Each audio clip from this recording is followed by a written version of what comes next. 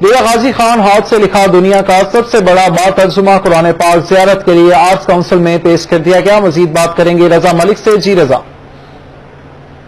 فی لیلۃ القدر جو قرآن پاک کا ہاتھ سے لکھا گیا سب سے بڑا نسخہ جو ہے وہ اس وقت ڈیرہ غازی خان آرٹس کونسل میں زیارت کے لیے رکھ دیا گیا ہے. فیصلہ آباد سے تعلق رکھنے والے خطاط پاکستانی خطاط نے اس کو مکمل کیا ہے.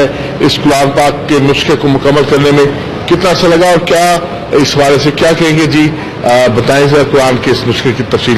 بسم اللہ الرحمن الرحیم. یہ جو نسخہ ہے اس کو 425 دن میں لکھا گیا ہے.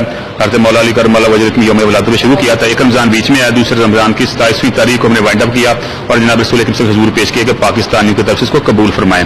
یہ 41 فٹ لینتھ ہے اس کی, 8.5 فٹ یہ کھل کے ہو جاتا ہے اور یہ 31 صفحات کے اوپر لکھائی ہے اور مختلف کلر کے کمبینیشن سے اس کو لکھا گیا ہے جیسے کہ ہمارے ناظرین دیکھ رہے ہیں. اور لکھنے کا مقصد اسلام اور پاکستان کی خدمت ہے اور امام حسین علیہ السلام آپ نے اس کو نیزے پہ تلاوت فرمایا تھا, ان کو خراج عقیدت کرنا پیش کرنا بھی مقصود ہے. جی بالکل, جو ہے اس قرآن پاک کا یہ سب سے بڑا نسخہ ہے جس کو ڈیرہ غازی خان آرٹس کونسل میں زیارت کے لیے رکھا گیا ہے. اس کو دیکھنے کے لیے شوقین کی بڑی تعداد میں. رضا ملک شکریہ, آپ ہمیں آگاہ کر رہے تھے.